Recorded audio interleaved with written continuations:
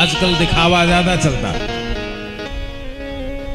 मैं अभी हरिप्रसाद जी से, ओंकार जी से, अमरीश जी से कह रहा था, कथा तो आप चंदा कटवा कर करा सकते हैं, लेकिन यज्ञ चंदा कटा के नहीं करा सकते।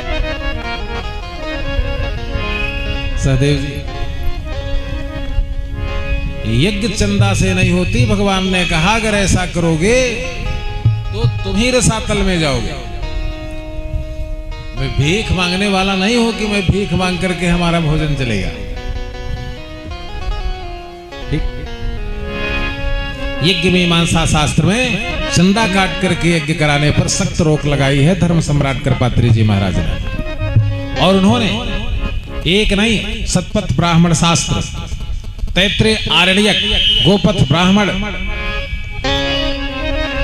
मंडोकोपनिषद, ईशानोपनिषद आदि का प्रमाण देते हुए उन्होंने बताया है। आचार्य हमारे प्रधानाचार्य जी बैठे, यज्ञ कभी चंदे से कथा तो करा सकते हैं, लेकिन यज्ञ नहीं हो सकता, क्योंकि अज्ञात भवति पर्जन्यः पर्जन्यादन्न संभवः अन्नाद भवन्ति भूतानि यज्ञः कर्म समोद्भवः। है कौन यज्ञ नारायण? भूर्भुवः स्वस्तरो स्तारः सविता प्रपितामह यज्ञो यज्ञपतिर्यज्वा यज्ञांगो यज्ञवाहनः। बोले यज्ञ नारायण भगवान की।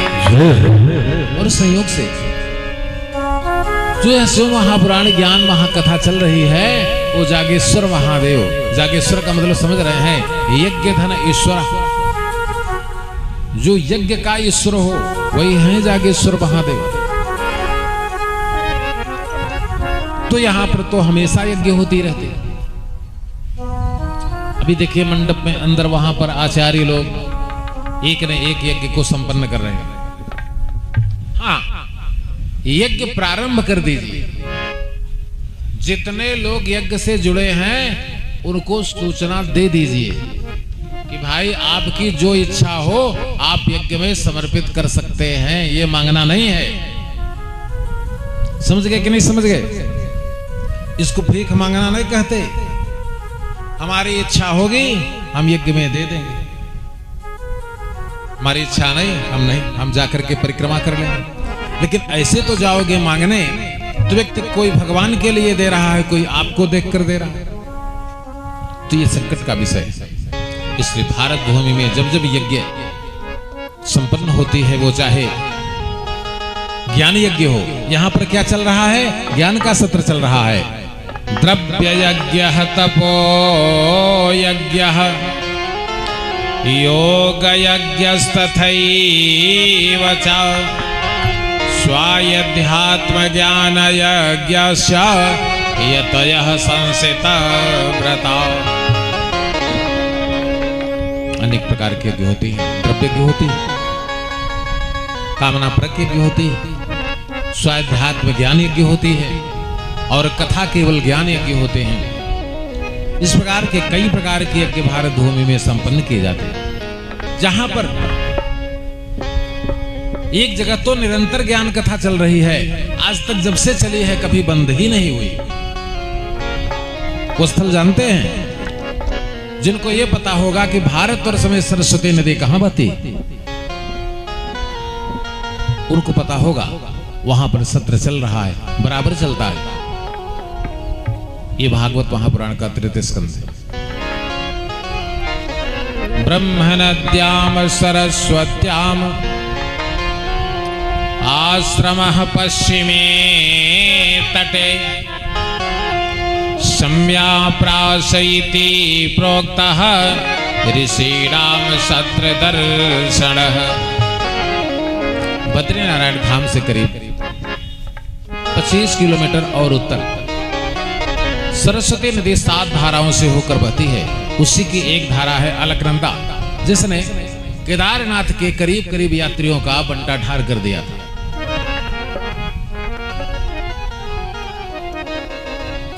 लोग जब इस भावना से जाते हैं कि चलिए देखते हैं, उनके मन में भगवान केदारनाथ की भक्ति का उद्देश्य नहीं। बताइए, जिसको दर्शन करने जाना चाहिए उसको मौसर नहीं हो रहा है। बद्रीनारायण धाम, केदारनाथ धाम, अमरनाथ धाम, रामेश्वरम धाम, इसमें किसको जाना चाहिए? जिसने गया तीर्थ कर लिया हो। देखिए मत्स्य महापुराण श्राद्ध कल्प, जिसने गया नहीं किया है वे पुरियों में तो जा सकते हैं, अयोध्या, माया, मथुरा, काशी, कांची, अवंतिका, पुरी, द्वारावती, तैतै, मोक्षदायिका, इसमें तो जा सकते हैं, लेकिन धामों की यात्रा वो नहीं कर सकते। तब तक नहीं कर सकते जब तक पितरों का तर्पण और पितरों का श्राद्ध करके पितरों के लिए भंडारा नहीं कर दिए, भागवत नहीं करा लिया। वहां जाइए, वहां 7-7 किलोमीटर लंबी लाइन लगी है युवाओं की। इनकी क्या आवश्यकता है बद्रीनारायण धाम में जाने की? बताइए, पूछते हैं क्या इनकी आवश्यकता है? केदारनाथ धाम लंबी लाइन लगी, ऐसे लगाते रहो, अभी एक बार पूरी बह गई गाड़ियां ना, फिर बहेंगी। क्योंकि करते नीति ताहि डर नाही, जही थोड़े दिन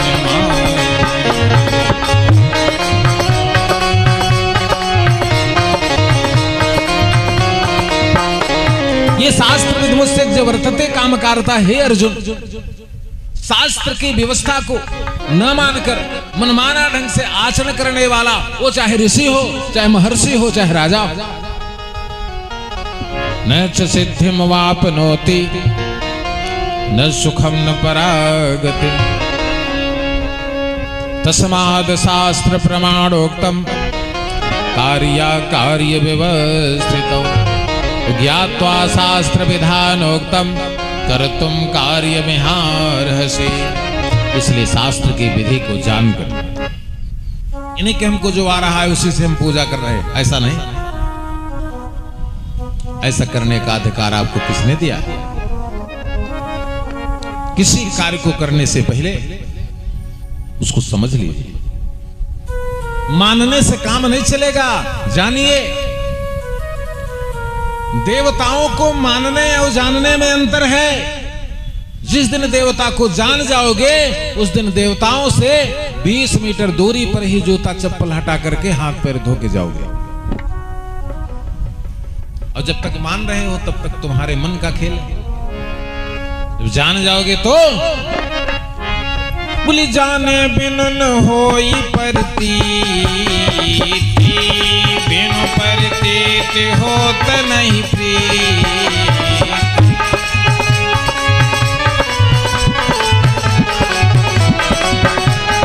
प्रीति बिना भली भगति वृधाई,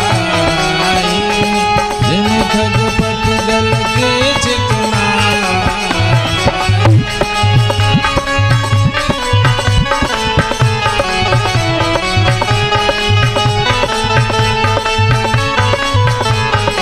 अभी मैं बैठा था, अभी एक लोग आए, कहा महाराज मैं 2-3 घंटे पूजा करता हूँ, कुछ का आसन बनवाया।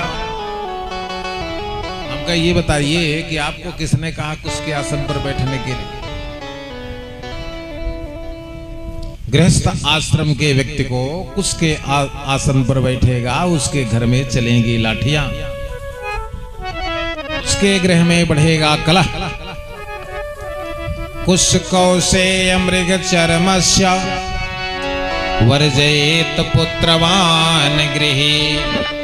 कुश का आसन खड़ाऊं और मृग चर्म, अगर ये गृहस्थ आश्रम का कोई संत और साधक अगर इसे बिछाकर पूजा करता है, उसकी भौतिक जगत की सफाई हो जाएगी, कुछ नहीं रहेगा।